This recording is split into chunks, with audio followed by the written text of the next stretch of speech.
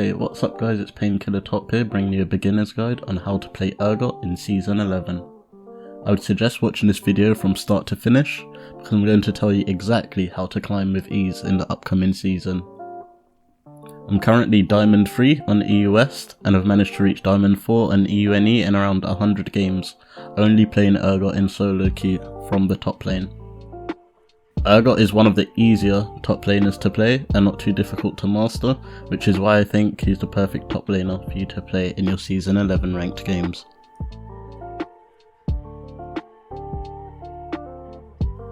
For runes, you want to copy what I have on screen now. I would suggest take and press the attack in 80% of your matchups. It's also a must if you are against a team with high mobility or against a ranged top laner. The only time I would suggest taking Conqueror is if there's 2 or more tanks on the enemy team.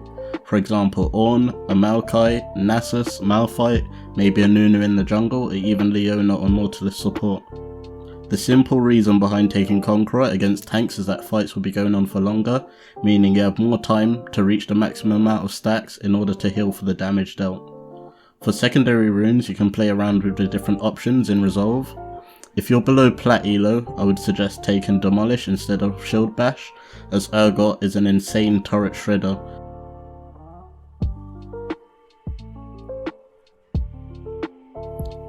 Urgot's passive is called Echo in Flames and does bonus damage on auto attacks and your W whenever your shotgun knees are active, which can be seen by looking at the circular section around Urgot's legs. A quick tip is to try and use the passive in order to deal bonus damage to your enemy laner or to last hit minions. Try not to aimlessly push the wave into the turret, otherwise it will open you up to a lot of unwanted ganks.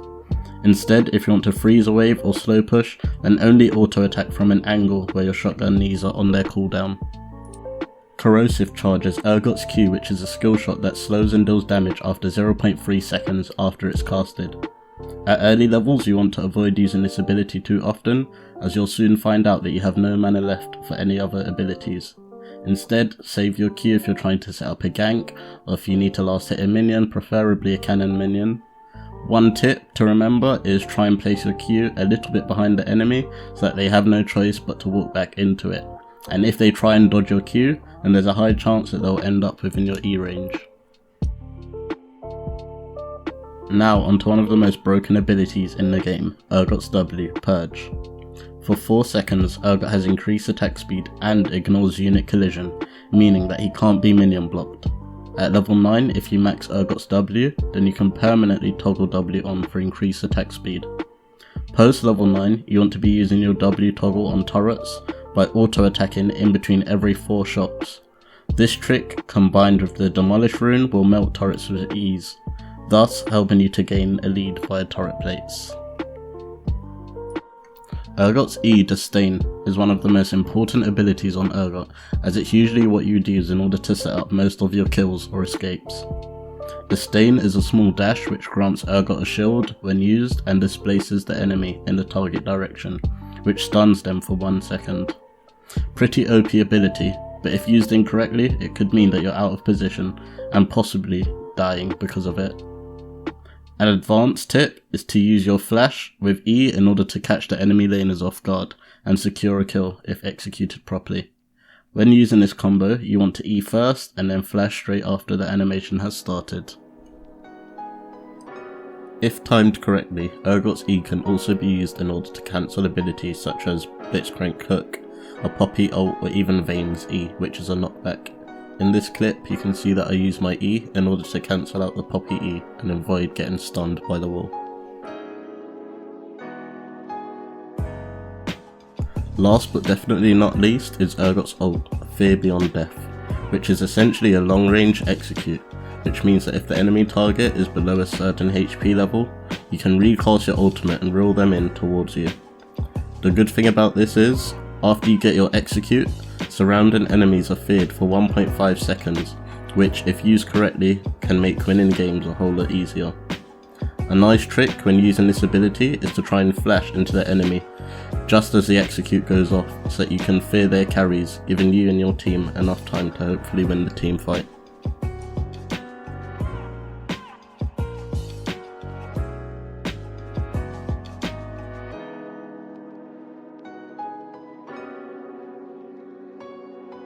I don't need to spend too much time on this as you'll be maxing your W first no matter the matchup. The one thing you do need to look out for is whether or not you're against a ranged top laner, for example Kayle, Quinn, Teemo, Kennen. If so, you want to start Q first and max it second. If you're against a melee champ, which is probably going to happen majority of the time, you should take E first and max it second after your W.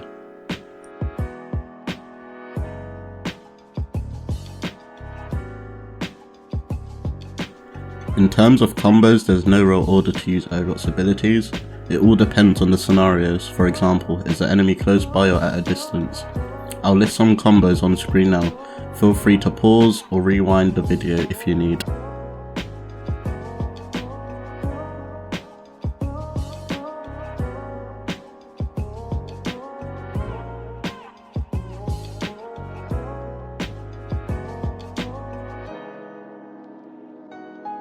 After you have at least 30 to 60 normal games played on Urgot, I would suggest quick casting all of his abilities once you're comfortable with the range, and select replace quick cast with quick cast indicator, as it makes executing his combos a lot easier and gives the enemy less time to react.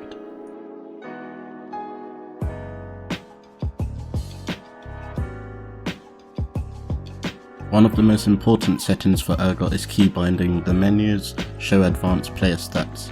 I set mine to spacebar so it's easy to hold down at any point in time. It shows a circle around your auto attack range, meaning you are less likely to overstep for farm or to attack an enemy laner. Versus melee matchups, it also means that you can keep a safe distance away from the enemy's abilities. Your spacebar is most likely set to lock/unlock cam, so you'll need to find a new key to bind that to.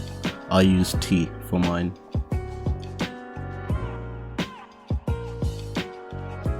This last setting is optional but will help if you want to climb and depends on the mouse you use.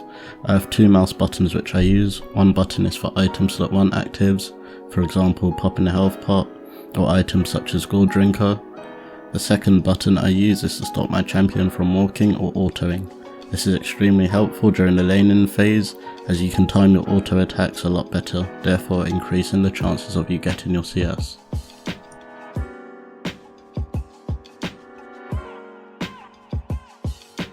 When playing Urgot, you're more than likely going to be shoving the wave to the enemy's turret, therefore warding is by far the most important thing you can do in League, as wards don't just show you where the enemy is, but it shows you where the enemy isn't. You want to have complete control of the top lane, and in order to do that, you'll need to know or have a rough idea as to where the enemy jungler is on the map. So let's start by having a look at where you ward if you're on the blue side here. Red side's the opposite end, we'll cover that later on in the video. So let's say we've started here, this is us, playing Urgot. More often than not, like I said, you're going to be shoving the wave into the turret, and that's because of your shotgun passives. So let's say you're playing around here towards the start of the game. I would say that if the enemy jungler starts blue, so let's say it's not going to be a Lee Sin, it's not a Rengar, they usually start red side. Let's say the jungler started blue, he got a leash from his bot lane, so he's going to go blue, then he'll go to Grump, Wolves, or maybe to red. And then I would say at around 3 minutes you should expect a gank either top lane or mid.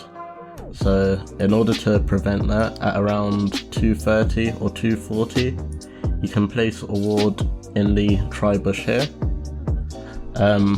It's completely up to you. You can either place a ward here, or sometimes I like to put the ward right over here. This means that if the jungler tries to gank me from tri-bush here, my ward's covered, and also if they try and come up the river, because that's another path that they might take.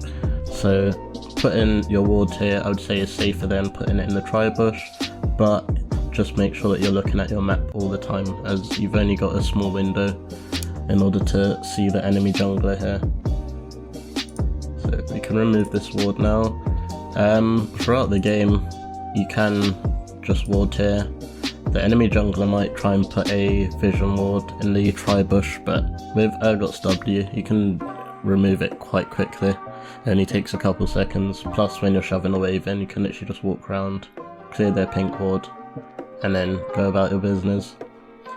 When you reset, if you watch some of my other videos, so the full gameplay videos, I like to buy a pink ward if I've got extra gold left. So if you've got extra 75k, not 75k, I wish, if you got 75 gold left, then you can get a pink ward. Now, when I buy pink wards and I'm playing on the blue side, I like to shove the wave in here, so push the wave all the way into the enemy's turret, and then I would roam down here, walk past red buff, and then place a pink ward right here. Now this ward can sometimes last pretty much throughout the whole game, but it's very good if you want to know if the jungler's sort of around his red, because you're going to see him if he tries to take his red buff, and you're going to see him if he tries to do Krugs as well. So I'd say definitely if you have the spare gold, buy a pink ward, put it in this bush. There's a low chance that they'll find it, unless the jungler's playing someone like Evelyn, where she gets that little notification if she's in vision, or if it's a Rengar, because he uses bushes quite a lot, so he might find this ward here. But if you can, I would definitely suggest putting a pink ward here. Throughout the game, you can ward around here. You should also be taking Scuttle there. I'll cover that later on in the video. You should be taking Scuttle, but you can also ward here. Now let's go on to the red side. I would say when we're playing on red side that you've got sort of more options to ward. Well, not more options, but I feel like you've got better vision when you're playing on red side. So again, you're most likely going to be pushing the wave into the enemy's turret. So if the enemy jungler started red buff, he's most likely going to come top or mid at around 3 minutes. So it's the same rule as when we're playing on the blue side, except once you shove the wave into this turret, I would usually put a stealth ward. You can place it literally right here, because you should see when the enemy jungler's doing their blue buff, or you'll see if they've sort of gone to Gromp straight after, and they can't exactly cross this line without going over your vision, unless they walk around this way and maybe take a plant over. But if you know that they're doing blue buff, then it's smart of you to either push the wave in and reset, or if your jungler's there, then maybe ping for help. Let's remove this ward. Now, after my first reset, I'd usually put a pink ward in this bush here, and then any vision wards that I have after that, I would place it on the other side here.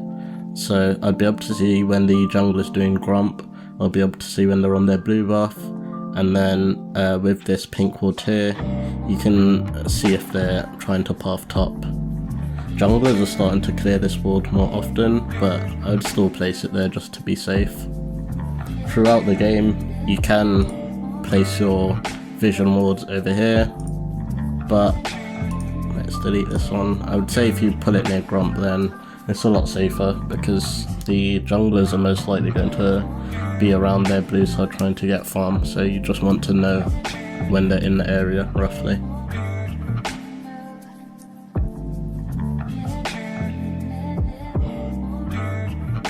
Urgot has one of, if not the strongest level 1 in top lane. Plus, if you've taken press the attack as your rune, then you're going to deal even more damage during the laning phase.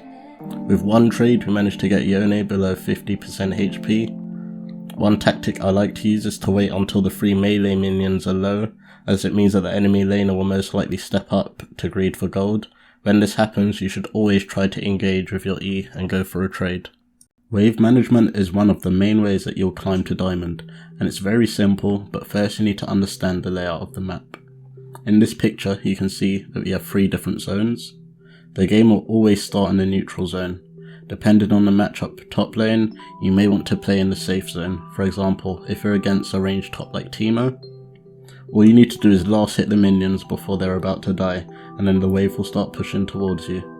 In this clip, you can see that the Teemo is auto-attacking the minions constantly, causing the wave to push to my turret. The good thing about this is that unless you're really low, the enemy jungler can't gank you, and the enemy laner will be extremely vulnerable to ganks. Try not to go back to base when you have a minion wave pushing towards your turret, as you'll be missing out on a large amount of gold and experience.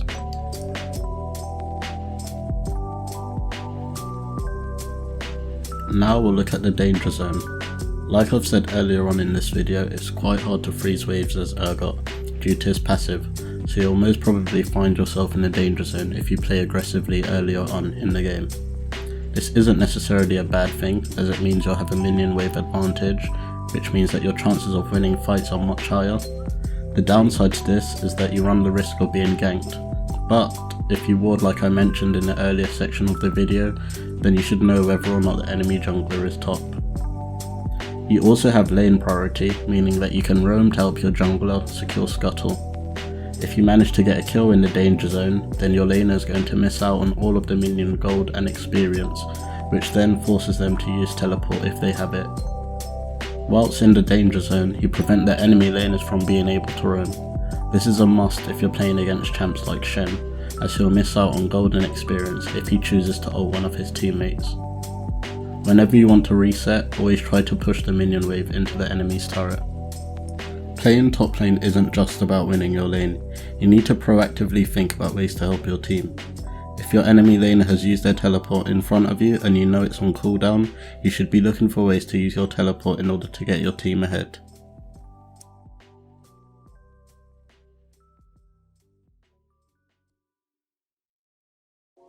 The good thing about Season 11 is that there's so many new items that you can choose from. In previous seasons, Urgot had one set build that you'd go pretty much every game, but now you can be versatile and adapt your builds based on matchups. When playing Urgot, you don't need to be fancy and play for kills early. I would suggest playing safe as you power spike at level 9 no matter what. I personally like to pick Corrupting Pot first item as Urgot, as it gives you the sustain that you need to survive the early levels, and also gives you some kill pressure. If you're against a ranged top laner, then you should take this 100% of the time. The Corrupting Pot helps if you know that you'll be resetting often, as the pots replenish by giving you free pots every time you leave the fountain. If you're against champions that have a weak early or you're feeling confident, then you can go for a Doran's Blade. This is the perfect item if you enjoy trading and playing aggressive. If you happen to get an early kill with a Doran's Blade, and have around 900 gold or more, I would suggest going for a triple Doran's Blade, as you'll out damage and out sustain the enemy laner for the rest of the game. There are just some lane matchups that are rough no matter how well you play, for example Camille, Shen, Darius. If you know you're going to have a hard time, then you should start Doran's Shield and just play for your level 9 power spike. Once you get 1 or 2 items, then Urgot is rarely countered by any champ in the top lane. Here are a few example builds that I've put together. The key things to take note of are the mythic items. So we've got the mythic items in the first row here. So we've got a few scenarios that we might have. So you've got mixed damage, heavy AD, you could have heavy AP as well, ranged champ, and then laning versus a heavy melee team. So we'll look at the mixed damage first. So this is the build that you'll most likely go majority of the time. So you want to go Divine Cinder, first item. This is a very good item against tanks, and it makes Urgot quite tanky. And he also gets 40 attack damage from it and 20 ability haste. You can go Titanic Hydra after that. I guess if you're ahead in lane, then it's probably best to go Ravenous Hydra so that you can keep snowballing. And then third item you want to go Black Cleaver. And then these last 2 defensive items. So we've got the last two here. You can always swap them around depending on the matchups. So I've put Spirit Visage here, so you get increased healing and shields. So let's say you've got a Yuumi, or if you've got a Soraka on your team, then this will be a good item to get. So this is a very good item to go as well if you're going to be team fighting. You get 15 ability haste, 60 armor and 60 magic resist. So it's good versus a mixed damage team, so if they're doing magic damage and AD damage. And then boots here, this is dependent on the team as well. There's 5 players in the enemy team, so if they've got 3 champions that are doing magic damage, then you could go Merc Treads. If they've got 3 champions that are doing AD, then you can go Plated Steel Caps. So we'll look at the full build versus range champs. So I like to go Eclipse because with the stats it says hitting an enemy champion with 2 separate attacks or abilities within 1.5 seconds deals 6% of the target's maximum health as bonus physical damage and grants you 15% bonus movement speed. So once you get this passive, it's going to be a lot easier to catch up to the ranged champs. I usually buy Ravenous Hydra after. These two items combined, like, you're most likely going to delete the ranged champ. So if it's a Kale or if they've picked a Vayne top lane, if these two items alone, you're going to be dealing a lot of damage. If they've got healing on the team, so if the enemy team's got a lot of healing, then you can go a Chem Punk Chainsword. If not, then if they don't have healing on the team, then maybe just go Black Cleaver so that you're a little bit tanky. So this is a very good item against ranged champs because it cripples the attack speed of nearby enemies by 15%. So once you combine this with Urgot's W, then you're going to be doing a lot more DPS than the enemy champions. And then I've put Force of Nature here because again this gives you movement speed when you're taking magic damage and it gives you some magic resistance. The last one is laning versus a heavy melee team. Gore Drinker's quite a broken item right now. I'd pick it 100% of the time if I could, but if you're not against a heavy melee team, then it's kind of useless because you're not really going to get close enough in order to use its active, which is on a very low cooldown. Again, you could go Ravenous Hydra here instead of Titanic Hydra if you're ahead. If you have Gore Drinker, Ravenous Hydra, and you get a Spirit Visage, then you get your increased healing and shielding by 25%, so you're going to be dealing a lot of life still with these two items. You've got Black Cleaver here as well, just so that you're a little bit tanky and quite strong in the 1v1s. You can go Frozen Heart or you can go Thorn Mail if they're doing a lot of basic attack damage, so a Tryndamere, Fiora. It's up to you. You can either go Thorn Mail or Frozen Heart depending on if they've got a lot of attack speed or not in their team. So we've come towards the end of the video. If you've made it this far, I just want to say a massive thank you for watching my guide. Before I go, I want to give you a few tips to keep in mind when climbing to your desired elo. The first tip is to type in chat /ignore all, make sure to unmute the pings. If you watch my full gameplay guides, you'll notice that I mute everyone at the start of the game. When playing top lane, you don't need to waste your time typing to teammates. Instead, just focus on your lane and do the best that you can. People on League generally don't have anything nice to say, and their opinions aren't usually valid, plus you'll save yourself getting banned or chat restricted. The next tip is to play with confidence and aggression. I'm guessing you're watching this video because you're someone that wants to improve. If that's the case, then in your head you should be convinced that you have what it takes to solo carry the game, even whilst you're behind. In low elo, games tend to go on longer because you end up walking around the map aimlessly. If you want to climb, then you need to be pressuring your opponents constantly. Take Scuttle, clear enemy jungle camps, take Rift Herald. There are so many objectives you can be taking in order to stop the enemy team from getting back in the game. Try not to forfeit at all, you'll be surprised how many games you win from behind because the enemy makes a silly mistake. My last tip is to learn how to lose. You can't win every game. There will be times when you have massive loss streaks, there will be times when you have massive win streaks. I would suggest maybe taking a break after 3 losses in a row. Don't tilt and play random champs in your game. Instead, stick with Urgot or whichever champ you're maining and play through the loss streaks. That's all for now. Thank you for listening. Please remember to sub to the channel, leave a comment if you have any questions. GG well played and good luck on the Rift.